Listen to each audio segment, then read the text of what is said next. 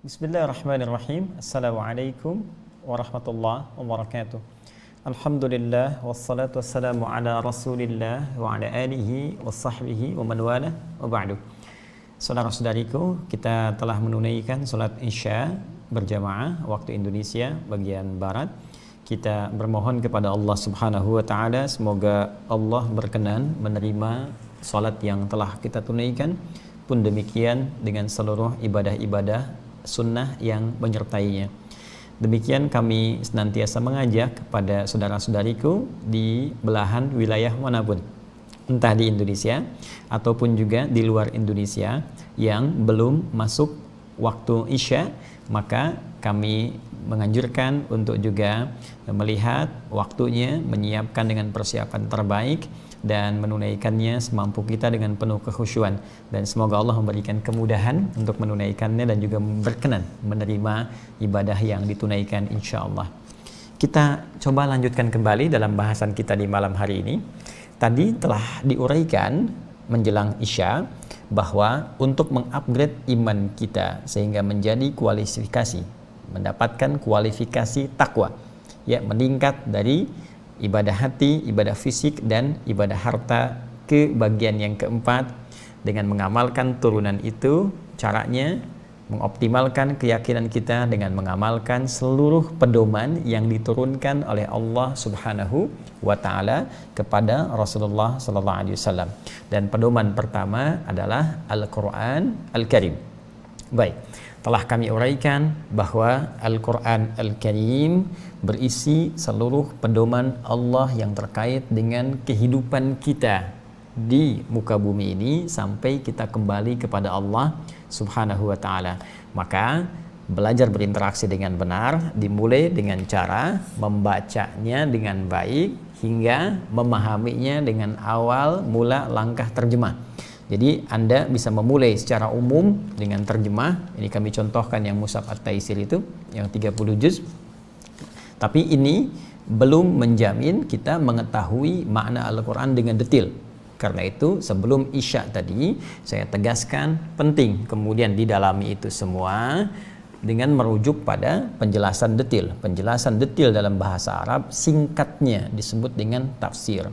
Maka kita temukan kitab-kitab tafsir. Silahkan Anda bisa cari kitab tafsir manapun dalam bahasa yang mudah dipahami.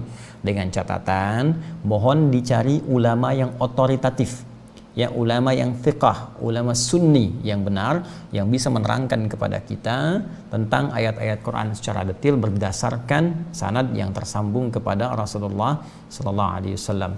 Saya tadi terangkan beberapa, ini yang banyak juga di kita, dan ini sudah validitasnya dijamin ya oleh para ulama-ulama kita secara umum, ya. Ada tafsir Jalalain misalnya kan, ini yang biasa digunakan di kita karena simple, praktis, ya. Kemudian ada tafsir juga agak lebih mendetail penjelasannya, lebih luas, panjang. Ini tafsir Al-Quran Al-Azim, ya, sering disingkat dengan Ibnu Katsir karena ditulis oleh penulisnya Abul Fida, ya, Al-Imam Ibnu Katsir, ya. Kemudian juga teman-teman sekalian, tadi saya coba contohkan juga beberapa tafsir yang lain terkait dengan ayat hukum. Tadi jeda Isya tadi saya lihat ada beberapa masukan untuk bisa diperlihatkan kembali. Ini hanya contoh saja ya, jadi Anda nanti bisa cari yang paling mudah. Jadi kalau ingin Al-Quran bil Quran atau riwayat, nanti Ibnu Katsir, yang singkat nanti tafsir Al-Jalalain, ya. Kemudian terkait hukum yang paling singkat, ya, ini nanti ada Rawa'iul Bayan fi tafsir ayatil ahkam atau disingkat tafsir ayat ahkam, ya. Ada juga Al-Qurtubi yang punya kitab itu lebih lengkap lagi, tapi ini yang paling simpel. Nah, ini tafsir Al-Jawahir fi tafsir Al-Quran Al-Karim karya Syekh Tantawi Jauhari. Ini yang ilmi, yang ilmiah. Tadi yang saya katakan kalau ada keterangan-keterangan ilmiah, maka terkadang digambarkan ilustrasinya di sini, ya. Kemudian setelah itu diberikan penjelasan-penjelasan mendetail seperti ini nih, ya. Ini gambar tulang belakang tuh. Jadi saya berbicara tentang manusia, dijelaskan seperti ini gambarannya. Nanti banyak ya Anda dapatkan, dan ini cukup luar biasa ya. Cukup banyak jilidnya dan cukup dalam untuk dibahas. Teman-teman yang sekiranya nanti di kampus-kampus tuh ya, Ya, misalnya Anda yang jurusan fisika, jurusan kimia, kedokteran, biologi. Nah, ini boleh menggunakan kitab ini ya, turunannya. Kalau tidak paham atau belum, saya lebih senang menggunakan istilah belum mengerti bahasa Arab sambil Anda belajar. Nah, Anda bisa lihat dalam versi terjemahannya ya. Kemudian juga tadi ada asbabun nuzul untuk bisa mengetahui sebab-sebab turunnya ayat atau bahkan surah yang itu bisa menjadi inspirasi kehidupan supaya kita bisa berubah lebih baik ya, lebih soleh dibandingkan masa-masa sebelumnya. Untuk merinci seluruh keterangan yang Allah sampaikan dalam Al-Quran supaya menjadi jalan kehidupan yang tadi saya uraikan ya, jalan kehidupan yang mudah diikuti, disebut dalam bahasa Arab dengan sunnah, dari sanna yasunnu sunnatan. Maka perlu ada penjelas, dan penjelasan yang paling mudah diterima adalah penjelasan yang bisa kita saksikan, bisa kita telusuri referensinya, bisa kita dapati, dan langsung bisa kita berinteraksi untuk mengeksekusi itu semua. Maka Allah Subhanahu wa taala menugaskan Rasulullah sallallahu alaihi wasallam untuk memberikan penjelasan rinci tentang seluruh kandungan firman-Nya pada Al-Qur'an.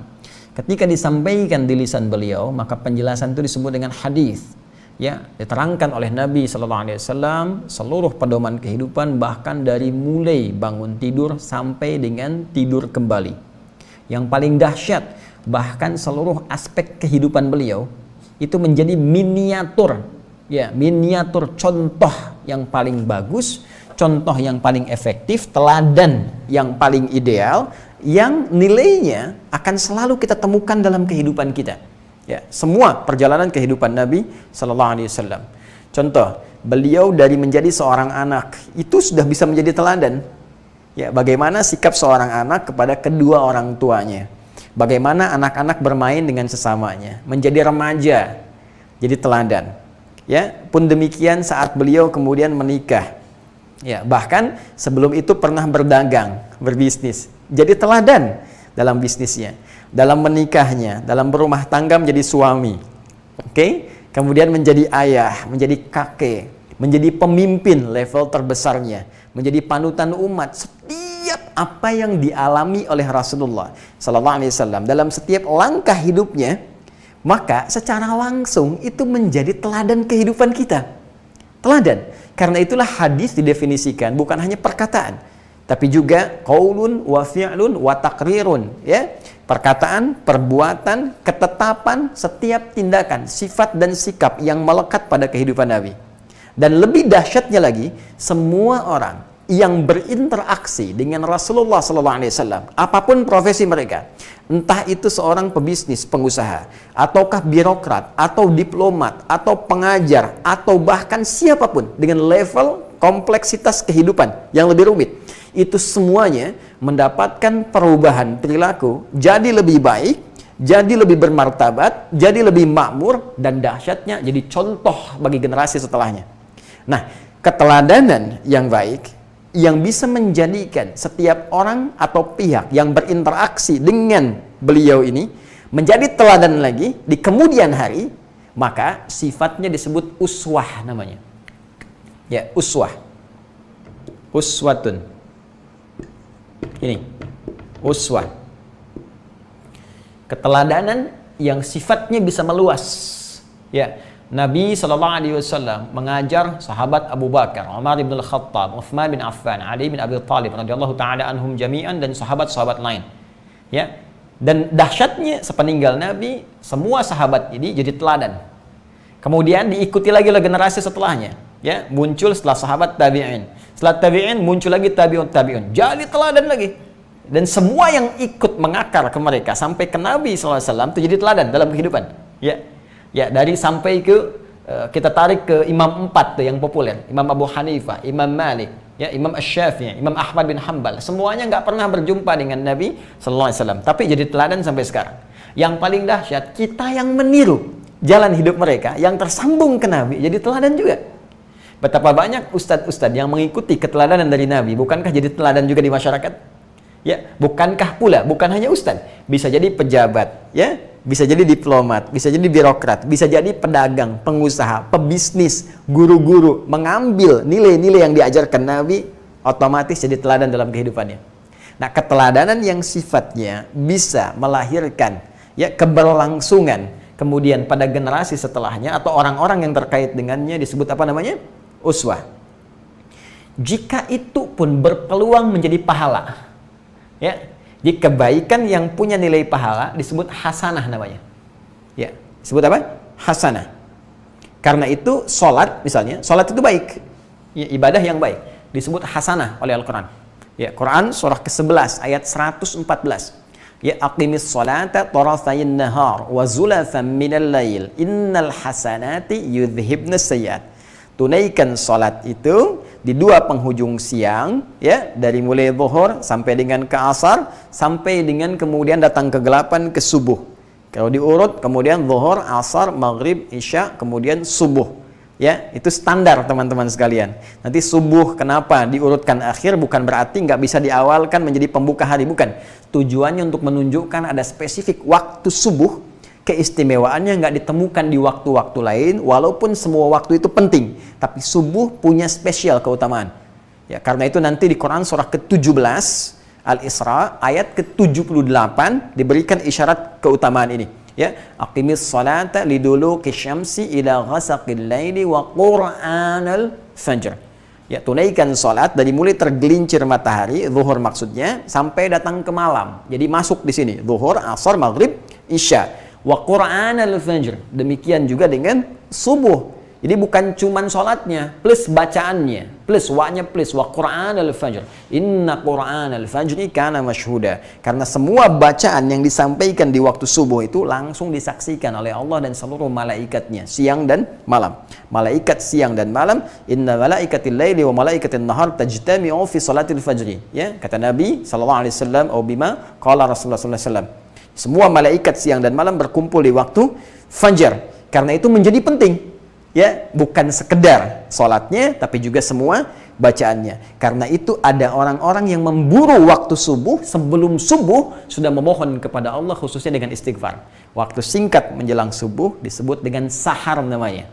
Jamaknya ashar. Ada kebiasaan orang-orang ahli surga, kata Allah, yang nanti akan hidup di taman surga. Saat di surga nanti dengan izin Allah, di antara kebiasaannya rajin istighfar di waktu sahar. Itu ditemukan di Quran surah ke-51 ayat 18. Wabil asharihum yastaghfirun. Di waktu-waktu sahar itu ada orang yang membiasakan istighfar kepada Allah Subhanahu wa taala. Poinnya kembali ke Quran surah 11 ayat 114 bahwa salat itu disebut dengan hasanah. Innal hasanati, semua salat itu adalah hasanat. Ya. Hasanat itu jama' muannas salim dari kata hasanah. Ya. Hasanat itu jamak dari hasanah. Ini tunggalnya, singularnya hasanah, jamaknya hasanat. Jelas? Nah, hasanah ini perbuatan yang saat dikerjakan kita kerjakan di dunia. Karena di alam kubur sudah nggak ada amalan lagi. Ya, terlampau soleh kalau Anda masih pengen ibadah di alam kubur misalnya. Ya itu sudah selesai. Ya tinggal kita menerima ya anugerah dari Allah atas apa yang telah kita kerjakan selama di dunia. Nah ini teman-teman sekalian, fokus baik-baik sini. Ini jamaknya, ini tunggalnya. Nanti dari mana taunya kalau hasanah itu punya peluang pahala, punya nilai akhirat? Nanti ditafsir di Quran surah ke-6 Al-An'am ayat 160. Ya, man jaa'a bil hasanati falahu asyru amthaliha. Siapa yang mengerjakan satu perbuatan hasanah yang punya nilai akhirat, maka dituliskan poin akhiratnya 10 kali.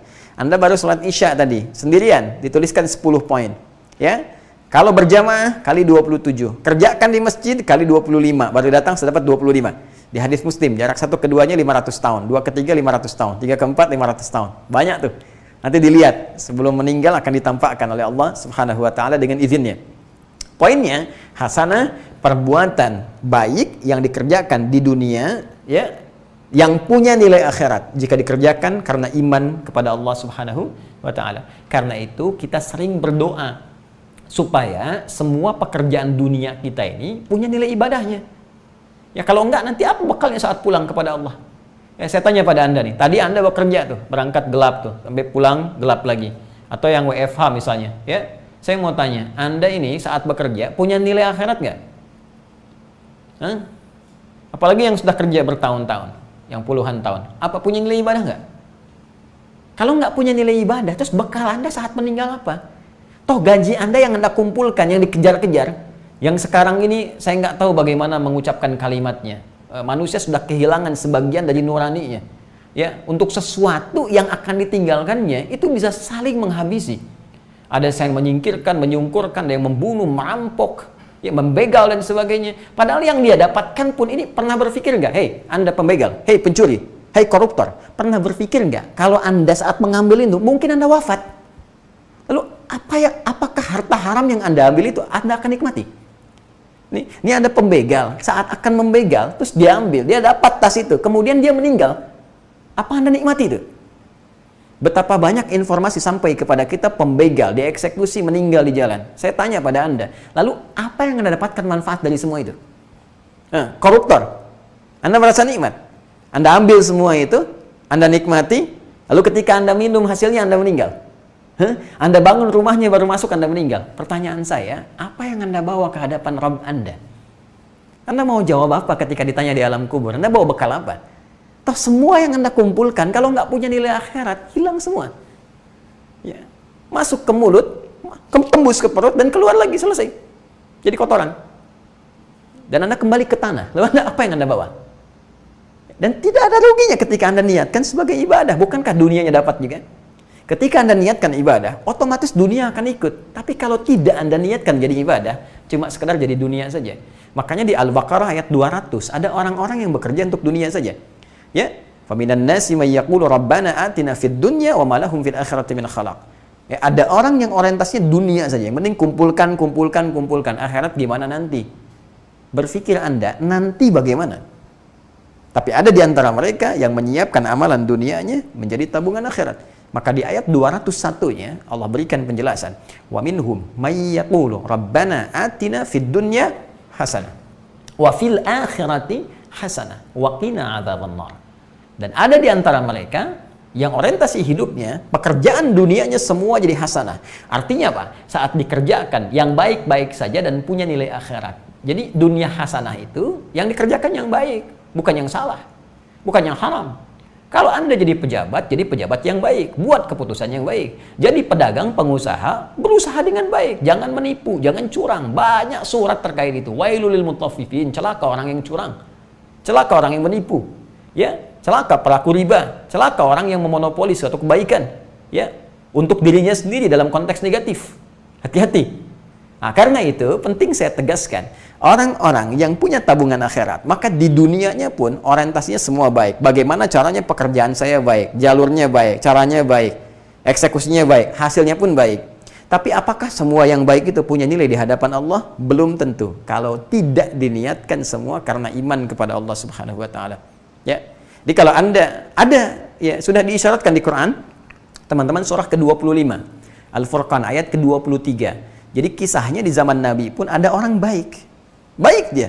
Ya, suka bantu, bangun jalan, bangun itu, tapi nggak beriman. Ya, maka keadilan Allah menjadikan balasannya untuk dunia saja. Karena pekerjaannya orientasi dunia, dia tidak yakin dengan akhirat, tidak yakin dengan kuasa Allah di akhirat, maka Allah balas, keadilan Allah menjadikan dibalas saat di dunia. Karena ia mengerjakan untuk orientasi dunia saja. Maka Allah berfirman, wa qadimna ila ma 'amilu min 'amalin faja'alnahu haba'an manthura. Ya, maka kami dahulukan dengan keadilan kami berikan dengan cepat seluruh balasannya saat di dunia. Karena itu dia diapresiasi di dunia, dianggap orang baik, dituliskan dengan tinta sejarah, ini orang baik, pernah bantu segalanya, tapi tak punya nilai saat di akhirat karena kaidah akhirat aturannya beda dengan dunia. Jadi ketika semua dunia ditanggalkan, pindah ke alam kubur, maka aturan alam kubur yang berlaku, bukan aturan dunia. Karena itu semua bekal dunia nggak bisa dibawa ke kubur. Ya, ingat. Dan aturan pun berubah. Apalagi pindah ke akhirat, aturan dunia nggak bisa dipakai. Karena itu dikatakan telah meninggal dunia, meninggalkan semua yang terkait dengan dunia, termasuk aturan-aturannya. Jadi nggak bisa aturan dunia dibawa ke alam kubur. Sama aja. Anda mau orang paling hebat, ya, jabatan paling tinggi atau struktur militer paling hebat, mau jenderal, ya, sampai ke kopral, sampai ke bawah, tetap sampai di alam kubur semua sama. Ukuran tanahnya sama dan selesai. Ustadz juga sama, mau kiai, mau habib, mau siapapun ustadz, sama aja dengan jamaah, masuk ke alam kubur sama. Cuma nanti perlakuan aturannya bisa berbeda ketika masuk di dalam, tergantung amal apa yang dibawa. Karena itu saya sarankan, ingat-ingat wafat. Ingat-ingat. Ingat-ingat. Setidaknya memperbaiki kehidupan kita. Tidak usah kita mencela orang, tidak usah memikirkan orang, tapi kita mengoreksi diri sendiri. Ya, ingat yang kita sampaikan ini aturan standar. Aturan standar sangat dipahami. Jadi kalau Anda merasa kurang berkenan dengan apa yang saya sampaikan, bukan kata-katanya yang salah. Mungkin dalam diri kita ada kesalahan yang harus diperbaiki supaya kita kembali. Ya, karena kaidah itu sederhana, ada baik, ada buruk. Ya, kalau disampaikan baik, Anda menolak, berarti ada yang buruk dalam jiwa yang harus diperbaiki. Ya, tapi kalau disampaikan keburukan, Anda menolak, berarti di jiwa Anda ada kebaikan. Diajak mabuk, nggak mau, berarti baik jiwanya. Ya, diajak sholat, nggak mau, padahal Anda muslim, berarti ada yang kurang tepat dalam jiwanya. Ini persoalan saja. Jadi kalimat standar. Tinggal bagaimana kemudian kita saling mendoakan untuk berbuat baik. Saya pun mendoakan. Ya, saya tidak membiasakan diri untuk mencela. Itu jauhkan dari manhaj kehidupan kami. Kita mendoakan, kita mengajak, dan terserah Anda. Kita tidak memaksa. Fadzakir innama anta mudzakir lasta alaihim musaitir. Kembali ke sini. Jadi hasanah, setiap perbuatan baik yang punya nilai akhirat. Jadi perhatikan baik-baik. Nabi SAW ketika membawa jalan hidup disebut dengan sunnah. Sunnah.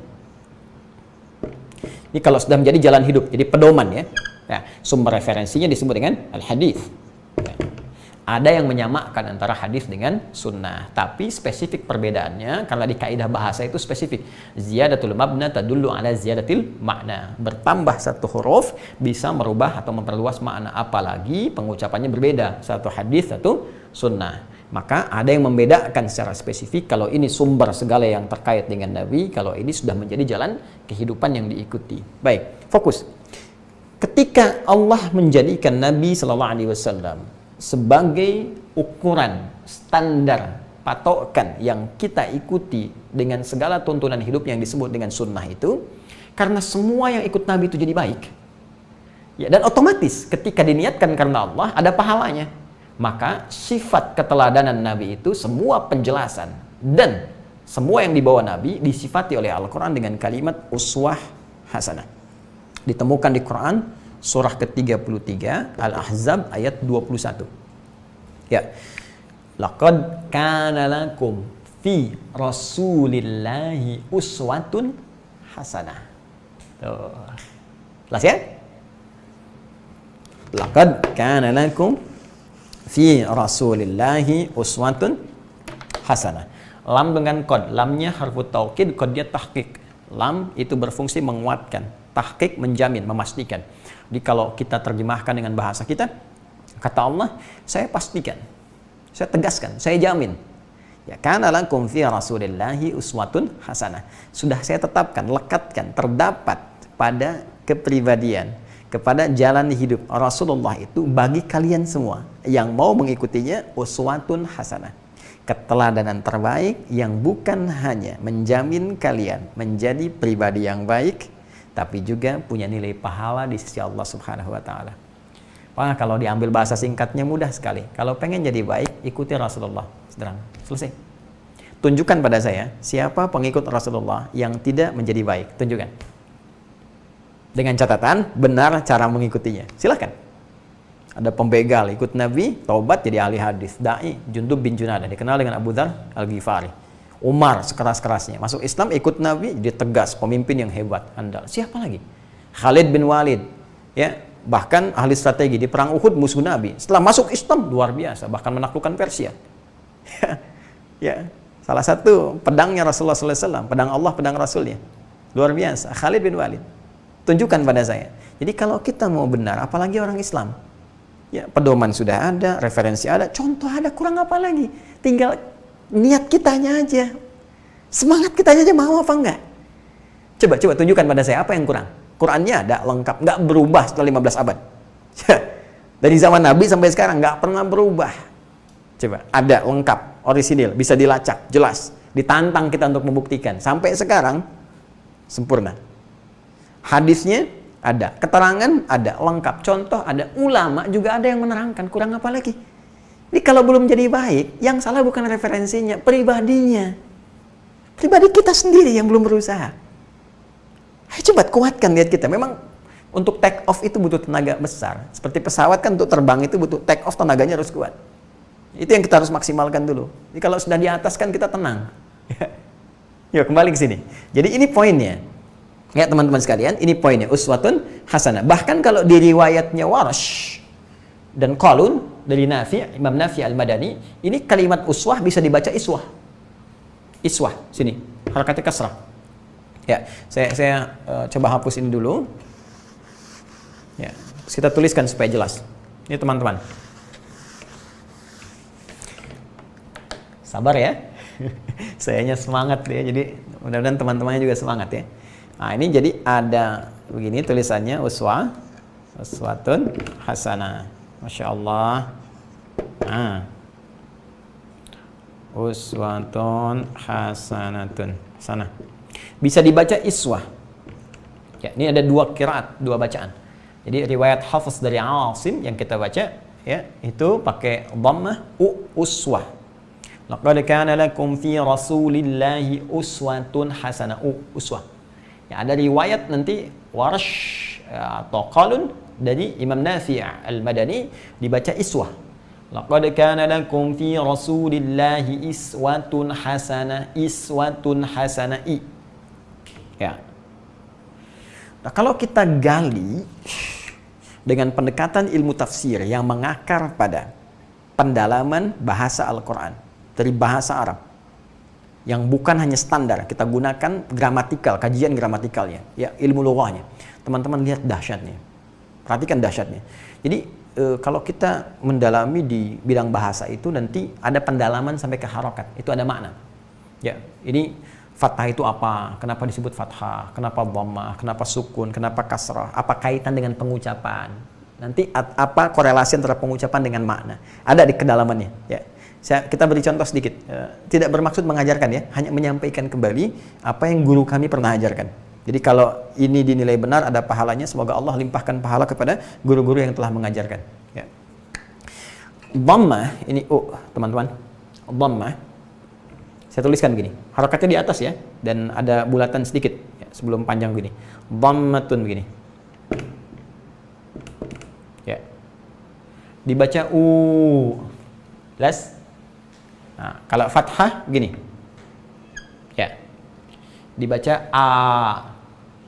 Ini di bawah kasrah. Ya, kasrah. Kasratun kasrah. Dibaca i. Ya. Tahan. Dhamma ini harakat. Jelas? Kemudian di dalam i'rab itu perubahan harakat. Ya, perubahannya. Ini ditempatkan di atas. Ya, di atas itu tinggi, disebutnya rafa. Di alamat rafa'nya dhammah. Lihat baik-baik. Dhammah, kemudian rafa. Rafa itu tinggi. Kasrah di bawah itu rendah. Khafad namanya. Khafad. Ya. Khafad, rendah. Fokus. Sekarang lihat. Dhammah dari kata in dhamma yandhummu asalnya. Ya. Dhamma yadhummu dhammatan. Ini saya harus turunkan lagi karena begini, kalau saya nerangkan kadang-kadang saya bawa shorof, saya bawa ilmu lughahnya. Ya, ilmu lughah itu ke akar kaitan-kaitannya. Jadi ada beberapa yang kadang-kadang suka salah paham. Ya, salah pahamnya kalau saya sudah masuk ke ilmu gramatikal, ke agak lebih tinggi, nah ini masih ditasrif lewat shorof, jadi nggak ketemu di sini. Ya. Nah, lihat sini, kalau kita mengaji dasar maka dhamma yadhummu dhammatan. Nanti akarnya terkait dengan kata in dhamma yadhummu. Artinya sesuatu yang berkumpul banyak. Makanya diucapkannya mulut kita ngumpul, ya. Mohon maaf dalam bahasa Sansakertanya monyong. Gitu. Agak bercanda ya. Jadi mengumpul di sini. Jadi kalau kita qor banyakkan kan? Nah, itu in dhamma. Ya, dhamma yadhummu, kumpul banyak, terkumpul banyak. Jadi sesuatu yang menunjukkan banyak itu dilukiskan dengan harokat dhamma. Ya, karena itu kalau jama maka dhammahnya itu ditandai dengan wawu. Ya, kan alif wawu, ya alif untuk fathah, wawu untuk dhammah, ya untuk kasrah. Karena itu jama mudzakkar salim misalnya pakai wawu. Ya. Ya, misal kita ambil al-mu'minun, qad aflahal mu'minun pakai kan? Ya. Itu alamat rafa'nya wawu, ya bithubutin nun, fa'ilnya wawu. Jama. Dhahaba pergi, dhahabu banyakkan yang pergi. Jadi saya ingin katakan kalau ada harakat dhammah itu asalnya ya menunjuk kepada makna banyak. Ya. Mohon maaf ini agak dalam sedikit ya. Kemudian sifatnya tinggi, sifatnya tinggi. Tapi kalau ada harakat kasrah, rendah di bawah, kasrah. Lebih kecil kan harakatnya? Lebih halus kan? Ya, halus. Ya. Anda kalau keluar malam tuh jam 3 ya. Di depan pohon ada suara jangan takut, liatin aja, kasrah ya. Dia bilang bilang domah ya. Habis itu lari. Ya, lihat, kasrah kenapa dia kecil karena harokatnya dipecah yang tadinya besar. Banyak atau terbuka fathah itu terbuka dibuka ya, jadi pecah seakan jadi kecil gitu. Ya, pecah itu dalam bahasa Arab kasara, yaksuru, kasrah atau inkasara, menjadi pecah. Karena itu disebut kasrah karena suaranya jadi pecah dari tadinya besar terbuka atau jadi jadi kecil. Seakan-akan jadi mengecil. Ya, bukankah kalau sudah pecah jadi kecil-kecil? Kan? Nah, sekarang kalau sudah kecil, rendah atau tinggi? Rendah kan? Karena di bawah posisinya. Karena di bawah rendah dan dia kecil harokatnya, kecil. Bunyinya kecil, rendah. Kenapa uswah bisa dibaca dengan dua cara, U dan I? Seakan memberi pesan kepada kita, semua yang bersumber dari Nabi itu akan jadi teladan. Jangankan yang tinggi-tingginya, yang banyak kita temukan dalam referensi kehidupan beliau. Cara sholatnya yang 1 rakaat bisa bengkak kakinya, mutalaah Qur'annya, murajaahnya, bagaimana ketika sedekah bisa banyak beliau keluarkan. Ya, jangankan yang tinggi-tinggi, yang kecil-kecil pun, yang dianggap rendah pun bisa jadi teladan. Anda nggak percaya? Ikuti cara jalannya Nabi, maka Anda akan jadi teladan. Ketika dipanggil, bagaimana Nabi menoleh? Menoleh dengan seluruh tubuhnya, berbalik. Melontarkan senyuman. Masya Allah. Nabi gembira bersama orang-orang gembira, merasakan kesedihan orang-orang yang sedang dirundung duka. Jadi, jangankan yang tinggi-tinggi, yang kecilnya pun jadi teladan. Itulah sebabnya kenapa ini bisa dibaca dengan dua cara, U ataupun dengan kasrah I. Itu poinnya. Nah, sekarang pertanyaannya, Ustadz, kalau saya ingin mendapatkan semua itu, ingin saya pelajari, dari mana saya temukan? Balik ke sini, dari sunnah. Ini. Nah. Kan? Makanya ada sekarang teman-teman mengajak kembali pada Al-Qur'an dan sunnah. Kembali pada Al-Qur'an dan sunnah. Al-Qur'an jelas. Atau saya pengen belajar sunnah, dari mana caranya? Tadi saya katakan sunnah itu kan pedoman hidup. Kalau ingin dicari referensinya, maka ditemukan di sini. Cari hadis-hadis Nabi yang menerangkan tentang sunnah, pedoman kehidupan beliau. Maka caranya dapatkan kitab-kitab hadis. Jadi kitab hadis itu bukan kitab koleksi semata yang Anda duduk tiba-tiba belajar hadis, bukan begitu caranya. Karena setiap ulama pun dalam menyusun kitab hadis mereka itu bahkan mengklasifikasikan ini sunnah kehidupan Nabi. Yuk saya beri contoh ya. Sekarang teman-teman ikuti saya. Perhatikan baik-baik, saya akan menunjukkan kepada Anda beberapa kitab hadis. Perhatikan sini. Ini yang paling populer. Imam Al-Bukhari, teman-teman. Ya, ini satu contoh di antara beberapa mungkin terbitan yang berbeda-beda, covernya isinya sama, ya. Ini ada syarahnya. Ini bukan endorse ya. Ingat baik-baik, saya hanya menunjukkan kitab, ya, menunjukkan kitab. Perhatikan baik-baik. Ini Sahih Al-Bukhari. Nanti ada beberapa cover yang berbeda, terbitan berbeda. Ini paling populer. Kebanyakan masyarakat hanya menyingkat saja Sahih Al-Bukhari. Imam Al-Bukhari dengan kitab sahihnya. Padahal Al-Bukhari saja itu menunjuk kepada nama daerah. Nama aslinya Muhammad, ya, bin Ismail, bin Ibrahim, bin Al-Mughirah, bin Al-Bardizbah, ya, Al-Ju'fi Al-Bukhari. Beliau itu Muhammad nama aslinya, punya bapak namanya Ismail, kakeknya Ibrahim, kakek buyutnya Al-Mughirah, yang buyutnya Al-Bardizbah. Tinggal di Kecamatan Ju'fah, Kabupaten Bukhara, Provinsi Khorasan sekarang, negaranya Uzbekistan sekarang. Ya. Karena dari Bukhara disebut Al-Bukhari. Cuma yang tidak banyak orang ketahui, itu judul kitabnya sebetulnya Nama lengkapnya bukan sekedar Sahih Al-Bukhari, itu singkatan. Seperti di sini disingkat Sahih Al-Bukhari. Ya, singkatannya. Nama lengkapnya Al-Jami As-Sahih Al-Musnad Al-Mukhtasar min umuri Rasulillah sallallahu alaihi wasallam wa sunanihi wa ayyamihi. Tuh. Coba ulangi. Ya. Wah, kalau Anda kreatif namain gerbong kereta tuh dengan nama Sahih Al-Bukhari. Al-Jami As-Sahih Al-Musnad Al-Mukhtasar min umuri Rasulullah sallallahu alaihi wasallam sunani wa ayami. Cuma itu kepanjangan singkat Sahih Al-Bukhari. Nggak apa-apa menyingkat, tapi harus paham tentang penamaan ini. Al-Jami, kategori kitab ini adalah kitab Al-Jami. Karena nanti setidaknya ada 4 kategori utama. Ada Jami, ada Sunan, ada Musnad, ada Mu'jam. Itu beda. Kalau disebutkan Jami', itu artinya pedoman komprehensif, isinya luas. Ya, beliau ingin mengatakan di kitab saya ini saya susun secara umum, luas bahasannya, babnya ada banyak. Ada berapa bab? Teman-teman kalau ngaji Sahih Al-Bukhari ini ada 97 pembahasan. Bahkan setiap bahasannya disebut kitab. Ya, 97. Ini cara ngajinya begini. Bismillah.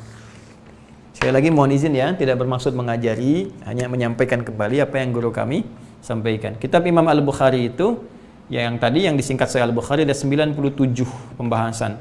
Bahkan disingkatnya dengan kitab setiap bahasannya. Nah. Al-Jami As-Sahih, semua isinya kata beliau saya pastikan sahih dengan penelitian beliau. Al-Musnad, semua saya telusuri sampai tersambung ke Rasulullah.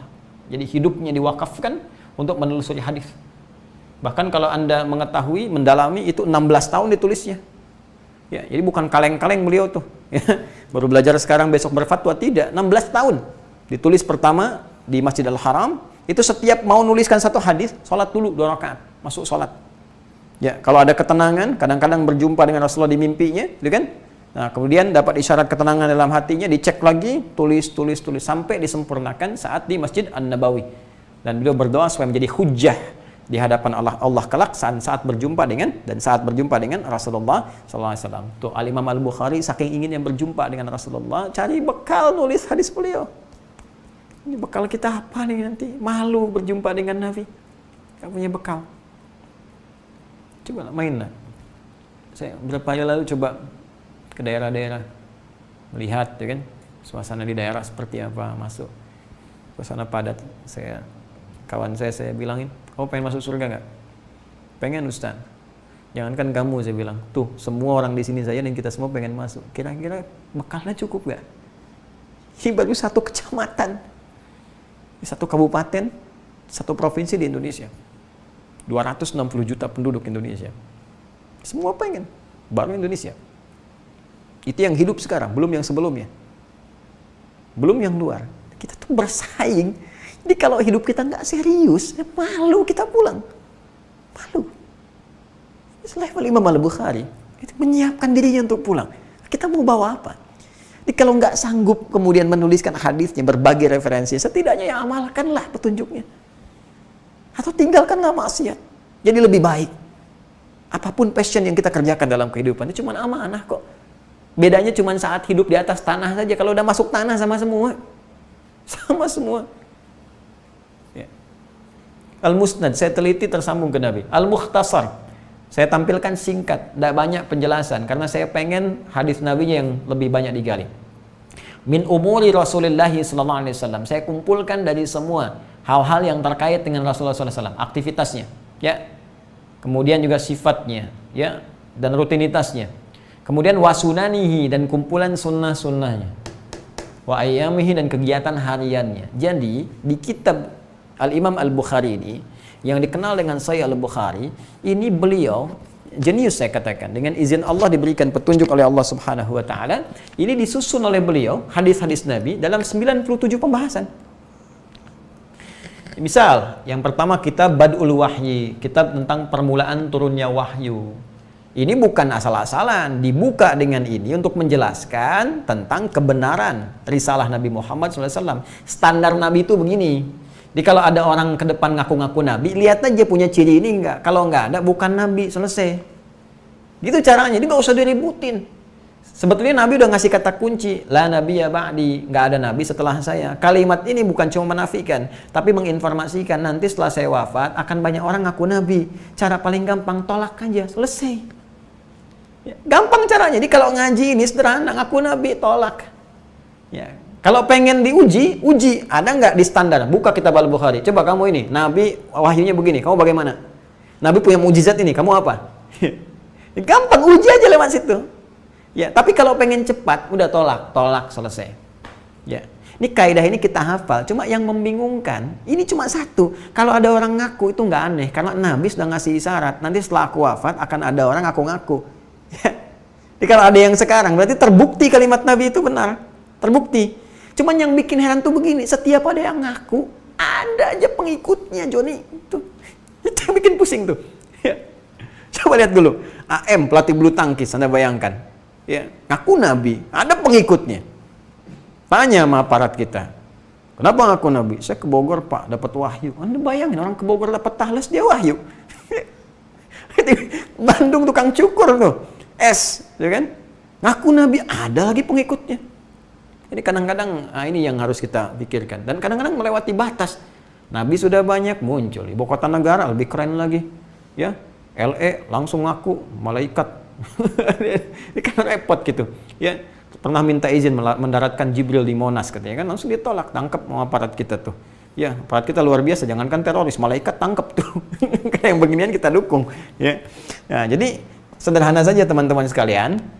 Ya, jadi kembali ke sini. Nah, ini semuanya terklasifikasi dengan baik. Setelah itu Kitabul Iman bagian kedua. Ini bukan 1-2 hadis. Kitabul Iman ini Kitabul Iman, pembahasan tentang iman ini. Pembahasan tentang iman, setidaknya ada 57 hadis dirangkum oleh Imam Al-Bukhari. Dirangkum, dicari sampai ketemu. 57 ini kurang lebih ya, 57 hadis. Di bab kedua, satu bab aja ini. Ya. Jadi 57 hadis, teman-teman sekalian. Saya ingin tunjukkan pada Anda, itu rumus. Bagaimana cara kita menguatkan iman? Kan Anda sering tanya, Ustadz, iman saya kadang naik turun.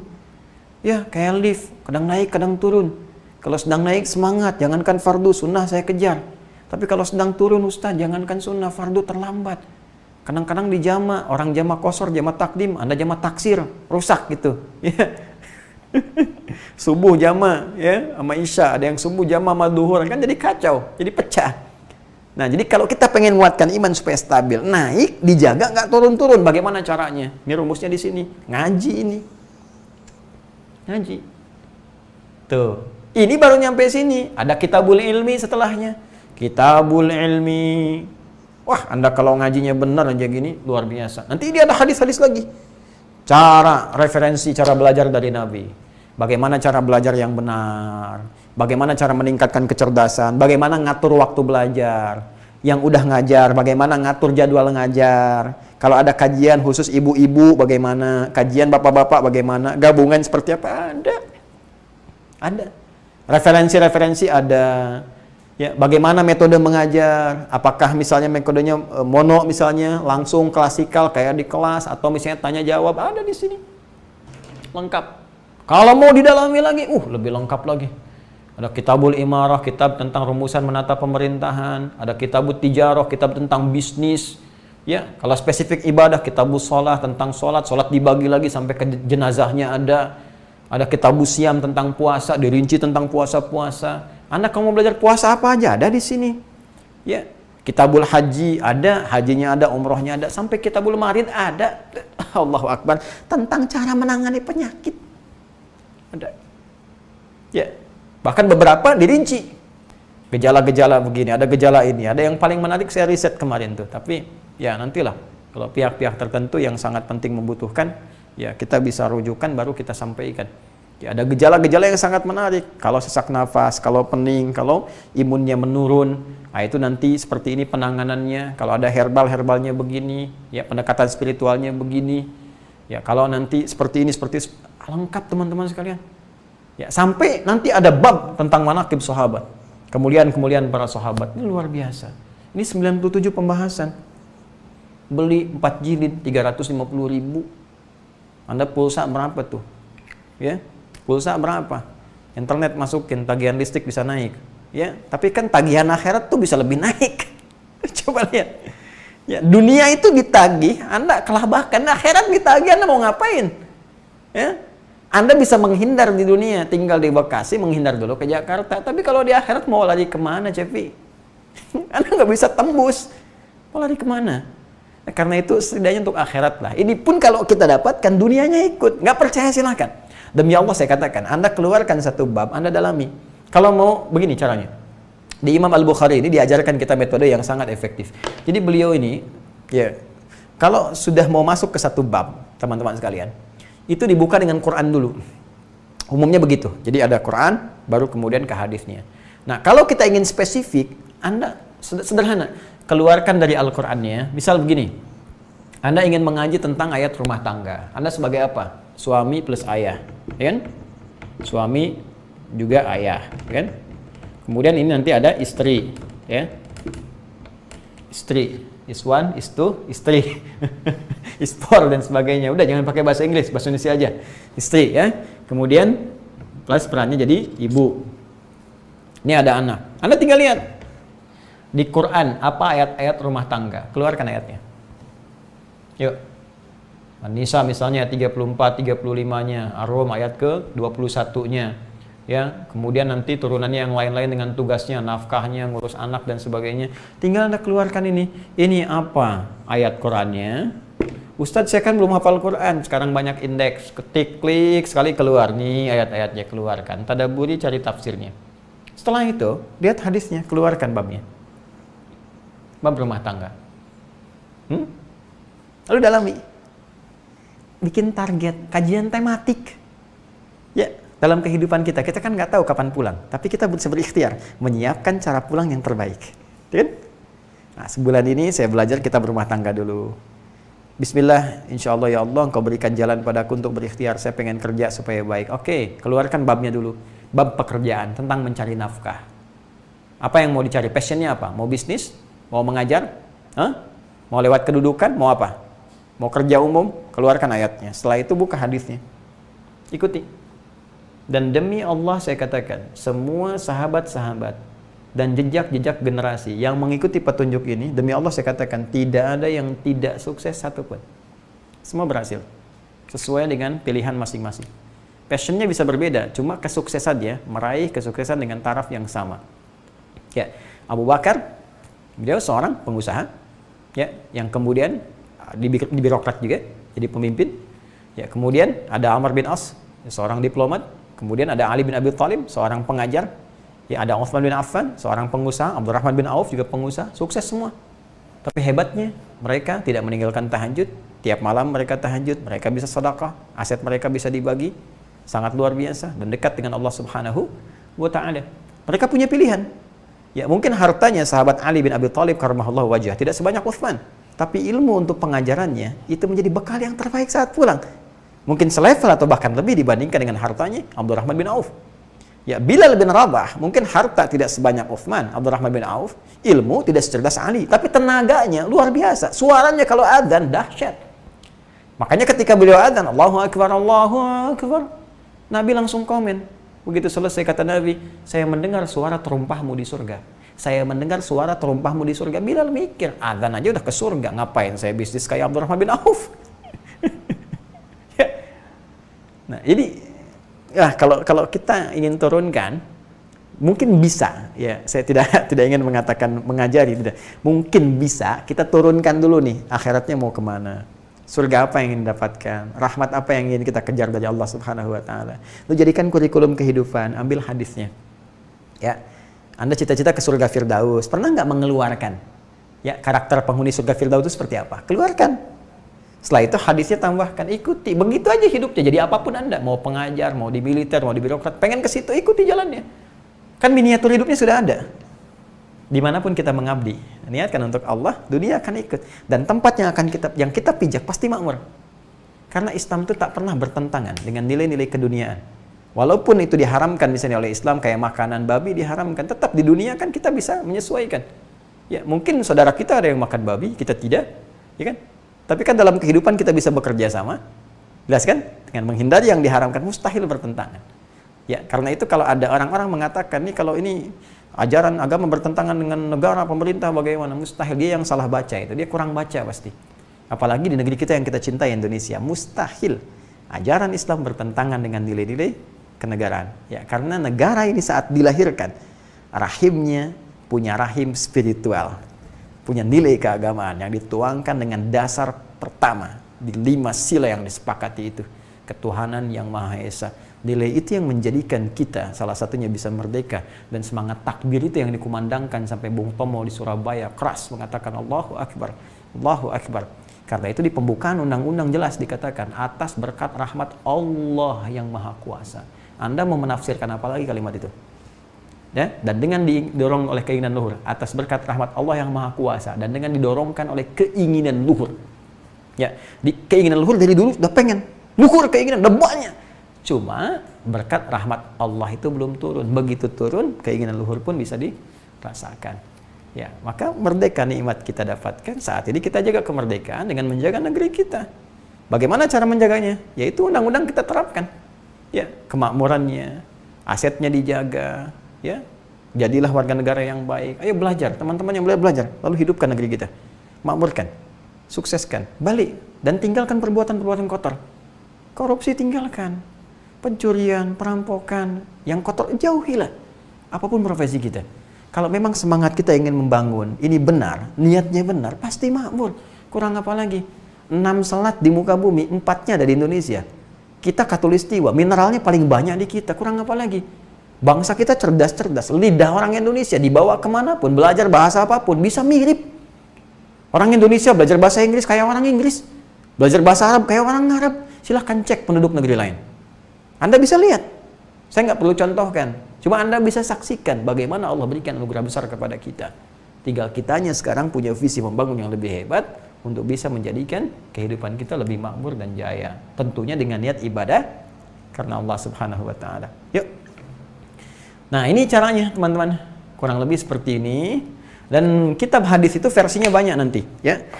Versi yang dimaksud adalah versi untuk memudahkan kita. Sejalan dengan Imam Al-Bukhari ada Imam Muslim, ya. Sebelum ke Imam Muslim ini ada syarahnya. Jadi kalau di sini kan tadi kata Imam Al-Bukhari mukhtasar, ya, singkat padat. Kalau ingin tahu kedalaman maknanya, penjelasannya, maka bisa dibaca oleh kita semua karyanya Imam Ibnu Hajar Al-Asqalani. Ini Fathul Bari namanya. Ya, Fathul Bari fi Syarah Sahih Al-Bukhari. Kurang lebih ada 16 jilid. Ya, 16 jilid dengan muqaddimah dan penutup 2 jadi 18 totalnya semuanya. Ya, ini masih asli ya. Imam Ibnu Hajar Al-Asqalani nggak bisa bahasa Indonesia. Jadi ini masih bahasa Arab. Nah, ini ada terjemahannya, sudah ada, insya Allah. Ya, sekarang zamannya mudah, Anda tinggal klik media sosial keluar, gitu kan? Bisa dengan mudah didapatkan. Kemudian yang senafas dengan Imam Al-Bukhari ada Sahih Muslim. Nah, seperti ini misalnya. Ya, ini manhajnya serupa dengan Imam Al-Bukhari karena gurunya. Ya, Al-Imam Al-Bukhari lahir tahun 198 Hijriah. Al-Imam Muslim itu di kisaran 204 Hijrah. Ya, 2 tahun setelah Abu Daud. Imam Abu Daud 202 Hijrah, Imam Muslim 204 Hijrah. Ya, kurang lebih demikian teman-teman sekalian. Jadi Imam Abu Daud muridnya ke Imam Ahmad bin Hanbal, Imam Muslim, Imam Al-Bukhari ke Imam Asy-Syafi'i. Teruskan nanti pendalamannya. Nah, ada kitab Sunan misalnya. Nah, kalau tadi Jami, ya. Al-Bukhari, Muslim, Jami. Kitab Sunan, kitab yang disusun berdasarkan hadis-hadis yang disusun berdasarkan urutan ibadah, bab-bab ibadah. Ya, misalnya Sunan Abu Daud, Sunan An-Nasa'i, kan? Nah, itu disusunnya berdasar apa? Bab-bab fikih ibadah. Jadi kita buka dengan toharah, bab toharah, kemudian bab sholat dan seterusnya. Beda dengan Al-Jami ini dibukanya dengan Badul Wahyi, kitab iman. Ya, kalau Sunan, jadi kalau Anda ingin spesifik, jadi begini cara berpikirnya. Jadi di sementara awam tuh kalau bukan Rawahul Bukhari itu dhaif. Nah, ini pasti belum belajar ilmu hadis. Ya, ini belajarnya terlalu advance sehingga ada sebagian nggak nyampe gitu ya. Nah, jadi kita cari bahasa yang baik lah. Jadi jangan lompat dulu, pahami dulu baik-baik. Sunan Abu Daud misalnya, kenapa disebut Sunan? Jangan disimpulkan kalau bukan Al-Bukhari itu nggak sahih, bukan. Ini maksudnya kitab ini disusun berdasar urutan fikih. Jadi kalau Anda ingin mencari tentang bab cara sholat, kalau ingin cepat langsung ke Sunan Abu Daud misalnya, udah ambil, buka bab sholat. Maka referensinya ditemukan lebih lengkap karena spesifik ya tentang masalah fikih. Adapun kualitas hadisnya bisa beda-beda. Nanti beliau jelaskan yang ini yang sahih, Ya, ini yang dhaif diterangkan. Nah, ini yang palsu misalnya dijelaskan kepada kita untuk ditinggalkan. Itu salah satunya. Jelas ya? Nah, karena itu kalau Anda ingin cari misalnya, contoh begini. Anda ingin cari nih dari i'tidal. Ya, sami Allahu liman hamidah, ingin sujud. Apakah lutut duluan yang turun begini?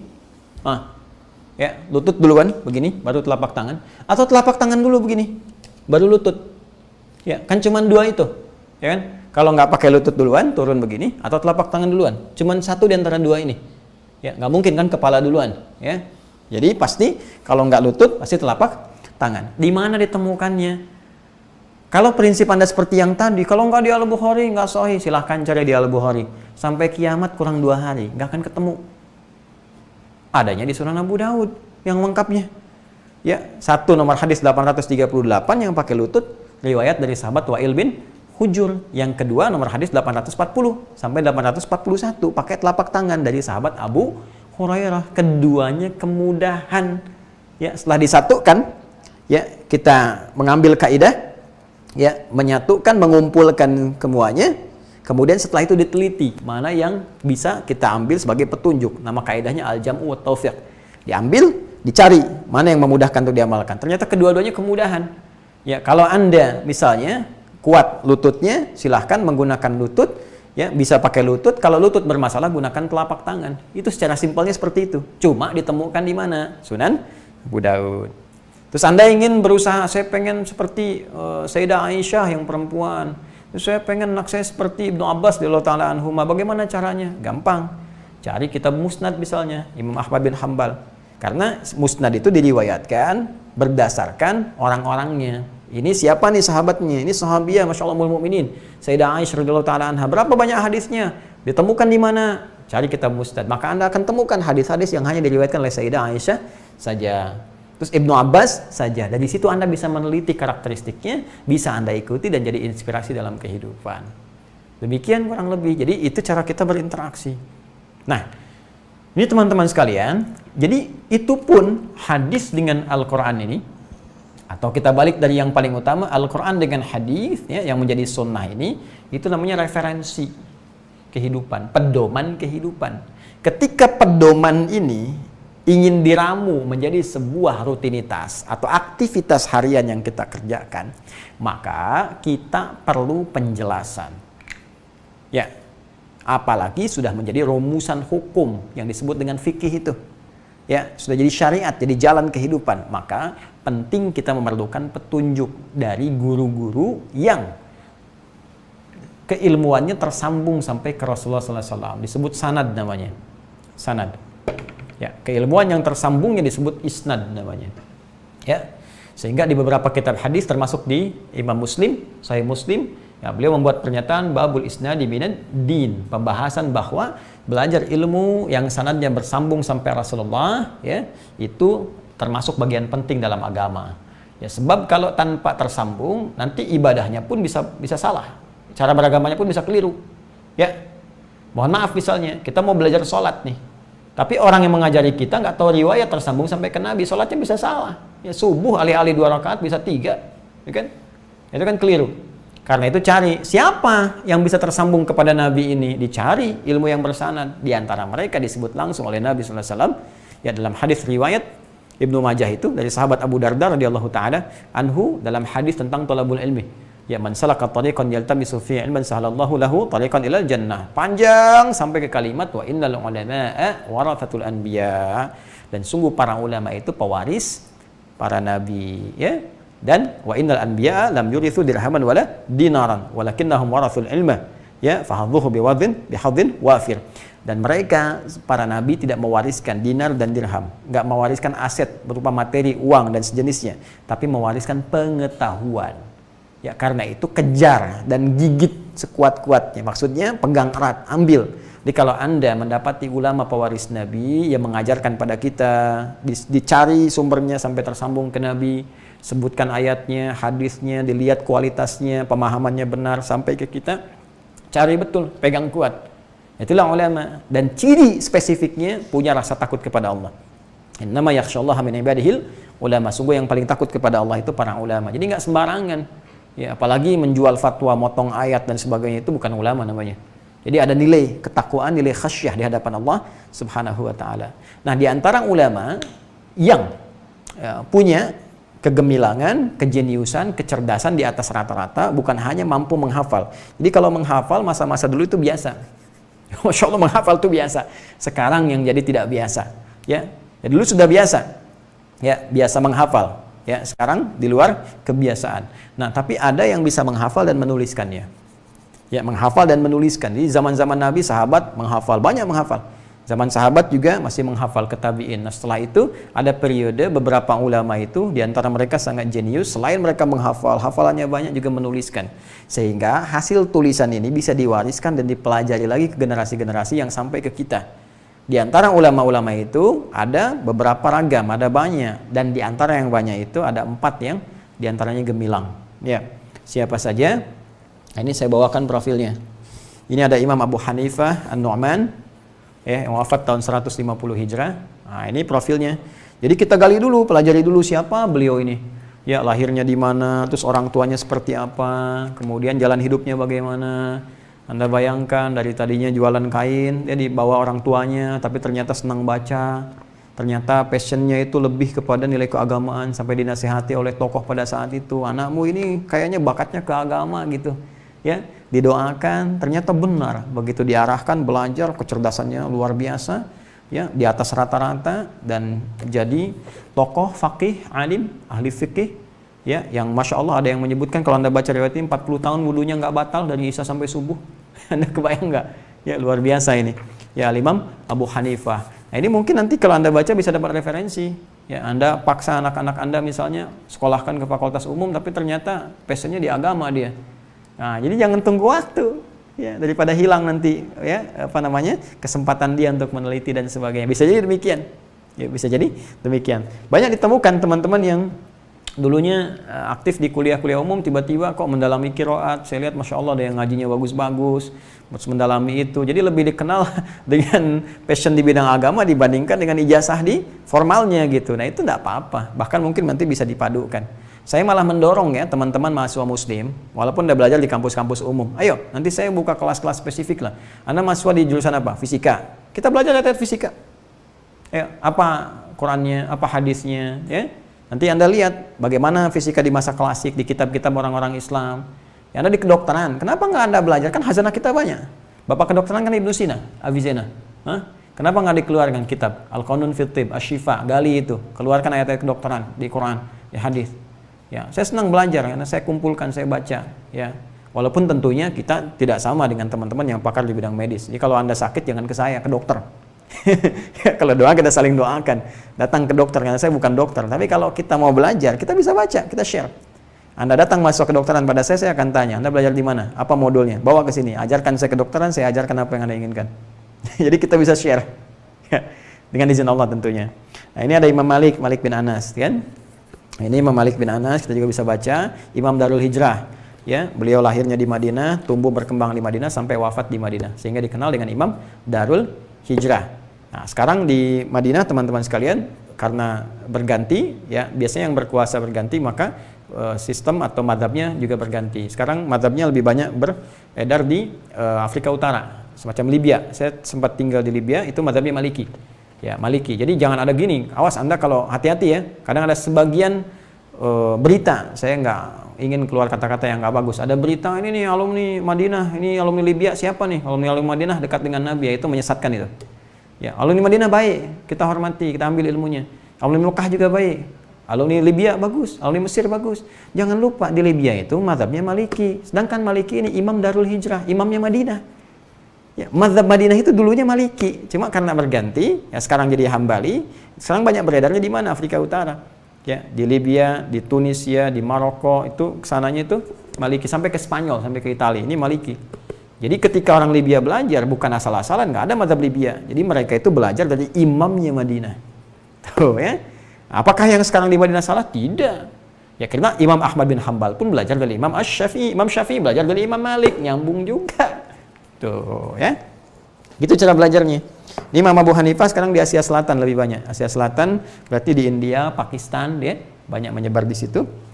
Dan Imam Asy-Syafi'i, Muhammad bin Idris Asy-Syafi'i, Ya, ini satu di antara 4 yang nasabnya langsung tersambung dengan nasab keluarga Nabi sallallahu alaihi wasallam di Abdul Manaf ya. Jadi ini dari Bani Muttalib, Nabi SAW dari Bani Hashim. Ya, dari Bani Hashim. Bani Hashim dengan Bani Muttalib itu satu yang saling bersaudara, saling tolong-menolong. Ya, jadi nanti ada 4 nanti keturunan dari keturunan sebelumnya yang menurunkan 4 generasi utama. Ya, nanti ada Bani Hashim salah satunya dengan Al-Muttalib. Lalu ada Naufal dengan satunya lagi. Nah, itu nanti bermasalah ya, yang 2 itu, yang 1 ini, yang 2 saling tolong-menolong, Al-Muttalib dengan Hashim. Jadi dari Bani Al-Muttalib menghasilkan Imam Asy-Syafi'i ke sini jauhnya, lahir tahun 150 Hijrah.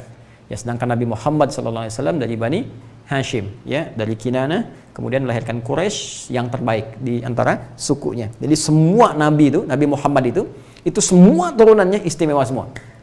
Ya, dari ciptaan Allah semua dari keturunan para nabi. Dari Nabi Ibrahim alaihissalam ke Nabi Ismail, spesial. Dari situ nanti ada suku turun di Arab. Arabnya tuh paling spesial. Arabnya Nabi Ismail paling spesial. Turun sukunya, turun kabilahnya. Dari Bani Hashim tuh kan yang paling istimewa Bani Hashim. Dari situ turun Kinanah, Kinanah paling istimewa lagi. Ya, dari situ Quraisy, Quraisy paling istimewa di antara Quraisy Nabi Muhammad. Jadi kenapa Allah muliakan semua jalur kekeluargaan Nabi Muhammad supaya nggak ada yang nyoal di kemudian hari. Kamu anak siapa? Keturunan siapa? Berani ngomong begini? Nabi Muhammad itu mulia. Ya, orang kota, Mekah itu kota dulu. Hijrahnya ke kota, makanya jadi Al-Madinah. Jadi nggak ada orang bisa nyoal. Keturunannya sempurna, akhlaknya sempurna, kejujurannya sempurna, amanahnya sempurna. Jadi nggak bisa nyoal dari sisi manapun kepada beliau. Gitu. Makanya orang-orang yang menyoal itu bukan karena kekurangan Nabi, karena takut kehilangan apa yang selama ini dapatkan dari cara yang buruk itu. Padahal kalau ikut Nabi pun dapat juga, malah baik caranya. Coba lihat Abu Bakar, begitu ikut Nabi lebih meningkat kan? Asetnya meningkat, kedudukan meningkat. Ya, silakan lihat. Umar demikian, Utsman demikian. Lihat nasibnya Abu Jahal, ya, dan abu-abu yang lainnya. Selesai gitu kan? Jadi kadang dalam hidup tuh begitu. Ada orang-orang yang memang nggak suka dengan pihak-pihak tertentu, membawa kebenaran, bukan menolak kebenarannya, ya, tapi lebih karena takut kehilangan apa yang selama ini dia raih.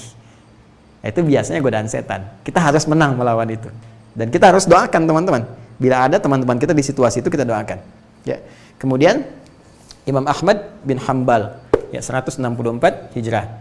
Ini pun luar biasa. Ini belajar ke Al-Imam Asy-Syafi'i juga, dan ini jalur hidupnya hampir mirip-mirip. Al-Imam Asy-Syafi'i yatim, ini juga yatim beliau, dan tumbuh luar biasa. Ini lebih concern sebenarnya ke bidang hadis ya, hafal kurang lebih 1 juta hadis.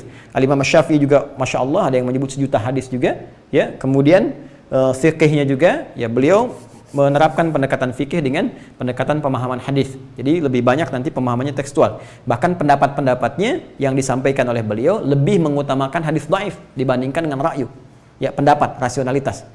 Nah, jadi kalau ada yang ikut Imam Ahmad menolak hadis dhaif itu patut dipertanyakan. Itu ikut Imam Ahmad yang mana? Ya, jadi, nah ini pentingnya belajar begini.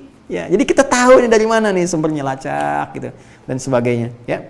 Jadi ini teman-teman sekalian. Nah, dari sini muncullah kemudian perpaduan ini, Al-Quran, Sunnah disatukan jadi ramuan, disebut dengan fikih. Kalau sudah fikih, sudah panduan cara kita beribadah. Nah, maka saya contohkan misalnya Al-Imam Asy-Syafi'i punya kitab namanya. Walaupun nanti ditulis oleh muridnya, ya. Ya ini. Nah, ini ada 9 jilid kurang lebih, ya. Ini nanti Imam Ahmad punya sendiri, Imam Malik punya sendiri, ada Al-Muwatta, kita juga ada koleksi Al-Muwatta. Ya, demikian Al-Imam Abu Hanifah juga ya, dan yang lainnya. Nah, ini kurang lebih seperti ini teman-teman sekalian. Adapun pembahasan lain itu cabang saja, cabang. Ya, misal kita ingin mengeluarkan tentang kedokteran, ya, misalnya kedokteran kesehatan dalam Al-Quran. Nah, ini ada kitab ini cukup bagus juga, At-Tibbun Nabawi, ya, At-Tibb An-Nabawi, ya, medis dalam kenabian. Beberapa dikeluarkan dari Al-Quran. Ini banyak yang menulis ini. Yang paling populer kan Ibnu Qayyim Al-Jauziyah, kan? Nanti ada Ibnu Sina dan beberapa yang lain. Spesifik. Bahkan di Al-Bukhari pun bisa ditemukan pembahasan tentang itu yang sering dikutip dan menjadi buku tersendiri. Saya kira itu pembahasan tentang bagaimana ini baru berapa kalimat nih di firman Allah ayat keempat Al-Baqarah. Walladzina yu'minuna bima unzila ilaik. Baru sampai situ. Ya. Dan di antara ciri orang takwa itu yakin dan mau mengamalkan seluruh yang diturunkan kepada Muhammad sallallahu alaihi wasallam. Caranya seperti tadi. Ya, jadi kalau Anda lihat ustadz banyak nih begini, kalau merasa banyak maka hormatilah para ustadz. Ya puluhan tahun belajar, ini dikaji semua, ini baru sebagian, mungkin baru 0,sekian% dari kitab-kitab yang dibahas. Puluhan tahun mengabdi, belajar, ya pulang-pulang disebut ahli bid'ah, gimana? Tapi tidak apa-apa lah, tidak apa-apa kan karena belum tahu. Ya, kalau sudah tahu kan juga nanti mengerti sendiri. Semua orang bertanggung jawab dengan apa yang dia kerjakan, dan kita tidak perlu membalas dengan yang buruk, cukup mendoakan. Dan semoga kita diberi petunjuk oleh Allah. Nah, karena itu kita belajar dengan baik. Silahkan belajar dari ustadz manapun. Jangan bergantung hanya kepada seorang ngadi hidayat yang mungkin bisa banyak salahnya. Ya bisa keliru, bisa salah. Jadi nanti belajar dari ustadz-ustadz yang lain. Ya, ambil fatwa dari ulama kita di MUI. Itu kan ulama, masya Allah itu kan. Ya, banyak fatwa-fatwanya kita bisa pelajari atau ustadz-ustadz lain sesuai dengan yang standar yang baik. Ini teman-teman sekalian. Kemudian nanti insya Allah kita lanjutkan di pekan yang akan datang untuk kelanjutan ayatnya. Walladzina yu'minuna bima unzila ilaik wa ma unzila min qablik wa bil akhirati hum yuqinun. Dan mereka pun meyakini apa yang telah diturunkan kepada nabi-nabi sebelum kamu Muhammad SAW. Itu menarik tuh. Kalimatnya bisa diikutkan kepada yang sebelumnya tapi hukumnya bisa berbeda. Ya. Dan kenapa ketika kepada nabi, ya ketika kepada kitab kalimatnya menggunakan iman, tapi ketika akhirat menggunakan yakin. Wabil akhirati hum yuqinun. Kita insyaallah akan dalami itu dalam pertemuan yang akan datang insyaallah. Izinkan saya sebelum menutup menyampaikan beberapa informasi. Yang pertama, teman-teman sekalian, insyaallah besok kita akan aktifkan kembali program untuk si Tama dan pertanda, ya serupa tapi tak sama pertanda, dan juga nanti ada roti yang ngobrol dan tanya Ustadz Adi. Tentunya program yang akan disesuaikan, diatur ya, mungkin nanti supaya ada kesinambungan. Mudah-mudahan bermanfaat. Kalau ada masukan teman-teman bisa sampaikan supaya kita perbaiki. Dan mohon izin saya berusaha untuk meluruskan niat dalam taklim ini. Jadi teman-teman boleh berikan masukan-masukan supaya kita bisa lebih baik, dan kita juga sembunyikan subscriber dan sebagainya supaya tidak ada motivasi-motivasi lain. Saya menjauhi hal-hal yang kiranya Allah tidak menyukainya. Kemudian yang kedua, teman-teman sekalian, tentu ini yang paling ditunggu informasi seputar Mushaf At-Taisir. Ya, alhamdulillah sudah ada masuk, besok juga masuk lagi, kurang lebih ada 1250 untuk mushaf, buku juga sudah ada. Cuma bersabar sedikit lagi karena ini kami sedang sandingkan dengan aplikasi. Ya, aplikasi untuk storan. Nah, jadi kan gini, saya sampaikan kepada teman-teman, saya bukan ingin jualan. Ya, saya meriset, ini hasil riset. Jadi bukan sembarangan lihat orang begini kita tiru, enggak, bukan ke situ arahnya. Ini bukan bisnis.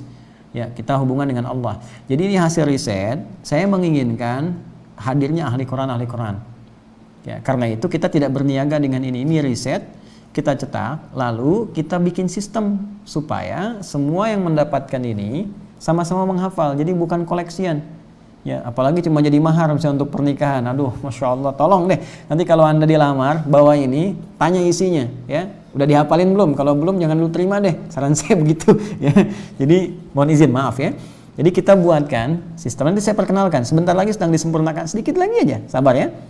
Di situ nanti ada form registrasi masuk, plus nanti Anda ketika dapat ini tercatat, nanti masuk daftar STUAH namanya, Sekolah Terbuka Usahakan Al-Quran Hafal. Di situ nanti ada sistem untuk storan. Jadi Anda tinggal klik mau storan, nanti rekaman dikirimkan, kami standby-kan sekitar 40 musyrif untuk saat ini. Ya. Jadi kapasitas yang kami siapkan untuk 10.000 orang. Jadi begitu Anda sudah mendapatkan ini, otomatis Anda terregistrasi. Jadi Anda belajar di situ. Ya, jadi Anda bisa storan, bisa dipantau, bisa dimotivasi, bisa diingatkan. Jadi bukan sekedar mendapatkan mushaf ini. Jadi saya tidak akan bicara lebih jauh dulu. Sabar sedikit insya Allah. Ya, sabar ya. Sabar kan mendekatkan diri kita dengan Allah. Innallaha ma'as sabirin. Jadi nanti insya Allah tunggu sebentar. Mungkin saya nanti akan umumkan secara terbuka. Termasuk nanti saya tunjukkan langsung. Ini nanti ada plastiknya teman-teman, bisa bawa ya. Terus bukunya juga kita siapkan, termasuk nanti saya sampaikan info-infaknya. Infak itu juga insya Allah teman-teman sekalian diniatkan untuk menambah kembali supaya bisa cetak lagi, dan infak untuk buku ya. Jadi ininya sama sekali kita nggak ngambil apapun. Ini kalau mau kita niagakan ini bisa jutaan karena beratnya aja udah 5 kilo. Tapi nggak mau kehilangan nilai akhirat lah ya untuk yang ini. Ya, terus nanti dari situ bisa subsidi. Ya, jadi kalau udah tercetak gitu, nanti kita bisa cetak bagi yang setidaknya nanti tidak ada kemampuan atau belum ada, kita bisa berikan juga secara gratis. Kalau yang jauh bagaimana Ustadz? Saya pengen juga. Ini dikirim, mungkin biaya kirimnya lebih mahal. Jadi nanti kita pikirkan juga menjadi aplikasi. Ya, jadi kalau udah aplikasi dan gratis, nggak bayar. Gratis, sekali lagi gratis. Ya, jadi kalau Anda mau infak yang lebih butuh silahkan diarahkan ke sana. Kan saya suka share kalau kita ada apa-apa, saya sampaikan. Saya bukan tipikal ustadz yang atau orang ya, maaf. Saya bukan tipikal orang yang senang mengumpulkan ayo infak, tidak. Saya lebih senang menyampaikan pada Anda, kita mau ngerjakan ini, mau infak silahkan. Kalau nggak ada itu Anda nggak harus infak. Ya, Anda bisa sampaikan pada yang lain, kecuali kalau memang ada program-program khusus, maka kami sampaikan. Itu poinnya. Ya, jadi ini bersabar teman-teman. Jadi satu kotak ini 30 juz isinya, tambah 2 buku untuk koreksi 30 juz langsung. Jadi ada yang per lembar, ada yang sudah buku. Kemudian plus nomor, nanti saya bimbing juga, saya langsung yang mengajar dengan muslim sekitar 40 orang. Kemudian ada buku setoran. Ya, di buku itu ada informasi tentang at-taisir, tentang setoran, nanti terdata semua. Jadi Anda nggak bisa melewatkan dari setiap harinya kecuali ada halangan. Ini kemudian 2, yang ketiga, saya mohon maaf sekali pada beberapa pihak yang mungkin menyampaikan undangan. Sampai dengan hari ini kami belum bisa merespon untuk taklim secara spesifik karena saya masih memperbanyak riset saat ini. Ya, ada beberapa kondisi-kondisi yang memang kita mesti riset dan ini agak serius sifatnya karena melahirkan maslahat yang lebih luas, ya, maslahat yang lebih besar. Jadi riset-riset tertentu yang di Al-Quran, yang di hadis, kemudian jadi solusi-solusi dalam kehidupan yang selama ini mungkin jarang ditemukan. Jadi nanti kalau sudah ada, sudah agak selesai beberapa bahan, nanti kita coba sambungkan kembali. Ya, namun dalam keadaan-keadaan kondisi tertentu yang sifatnya kita bisa taklim, insya Allah saya coba hadirkan dan mudah-mudahan di pekan-pekan ini nanti kita adakan edisi khusus untuk tanya jawab. Insya Allah saya bertanya Anda menjawab. Kurang lebih. Baik, teman-teman, terima kasih untuk malam ini. Mohon maafkan saya dengan segala keterbatasan. Bila ada yang salah, itu mutlak dari saya. Langsung Anda tinggalkan saja. Ya, tidak perlu saling mencela dan sebagainya. Dan saya dengan segala kerendahan hati memohon maaf, minta dikoreksi, dan mari kita saling mendoakan semoga Allah berkahi kita, berkahi negeri kita, dan berikan kita jalan-jalan kebaikan, menyatukan kita semua dan menjauhkan dari segala apa yang tidak disukai oleh Allah Subhanahu wa taala. Semoga Allah menyembuhkan saudara-saudari kita yang diuji oleh penyakit, mengangkat setiap penyakit dari bumi kehidupan kita dan memberikan yang terbaik dalam jalan kehidupan kita. Allahumma taqabbal minna innaka antas samiul alim wa tub alaina innaka antat tawwabur rahim. Allahumma ya arhamar rahimin ij'alna min ahli al-Qur'an waj'alil Qur'ana sahiban lana fid dunya wa syafi'an lana fil akhirati ya arhamar rahimin. Rabbana atina fid dunya hasanah wa fil akhirati hasanatan wa qina adzaban nar. Bifadlika subhana rabbika rabbil izzati amma yasifun wa salamun alal mursalin wa akhiru da'wana subhanakallahumma wa bihamdika nashhadu an la ilaha illa anta nastaghfiruka wa natubu ilaik walhamdulillahi rabbil alamin. Wassallallahu ala sayyidina Muhammad wa ala alihi wa sahbihi wa sallam. Assalamualaikum warahmatullahi wabarakatuh.